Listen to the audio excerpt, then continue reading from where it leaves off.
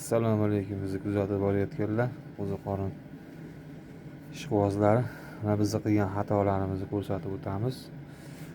Bizning xatolarimiz bu qo'ziqorinlarning ustiga suv sepganligimiz uchun qo'ziqorinlar o'zgarmadi, bunaqangi burishib qoldi. Qo'ziqorinlarni ustiga suv sepib sug'orib bo'lmasa ekan. Biz o'zimiz uchun tajriba qildik. Tajribalarimiz o'z samarasini bermadi. Mana suv sepganlarimiz, mana yana bular hammasi suv ustidan suv sepilgani hisobiga burishib qolar ekan. Sizlar bu xatolarni umuman aslo qilmanglar. Ustiga suv sepmanglar qo'ziqorinlarni. O'sha namlikda suvni yerga bersalar, yerdan испарение bo'lib, ular yaxshi namlik olar ekan. Aslo ustiga suv sepib bo'lmas ekan. Mana shunaqangi xatolar yuzaga kelib chiqar ekan. Xudo xolasa, mayli, arada bo'ladi.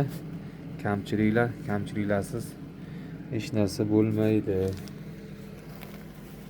Mana bular ham shunaqangi, mana bularni hammasini ustiga suv sepgandik. Suv bilan sug'ordik, shu holatga keldi. Sizlar bu biz qilgan xatolarni umuman takrorlamanglar. Mana yana. Mana bular nihoyatda boshida yaxshi o'zgarib turadi. Suv sepganimiz hisobiga umuman o'zgarishdan qoldi. Mana bular. Mana bular ham. Xatolarni ham ko'rsatib o'taylik deyapmiz. Bu xatolarni bizga o'xshab takrorlamanglar, akalar.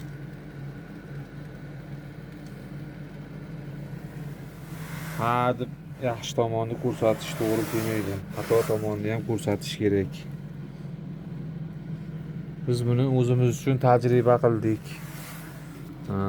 Yuza qismiga suv sepsak, rivojlanish yaxshi bo'lar shekilli deb o'yladik. Umuman aslo rivojlanish bo'lmas ekan. Ular kasallanar ekan. Ustiga suv berilsa, qo'ziqorinlar kasallanar ekan. Umuman aslo ustiga suv bermanglar, akalar. Mana kasallangan. Mana ular hammasi kasallangan. Kuzatib borganlarga rahmat. Xatolarni ham ko'rsatdik. Salomat bo'linglar.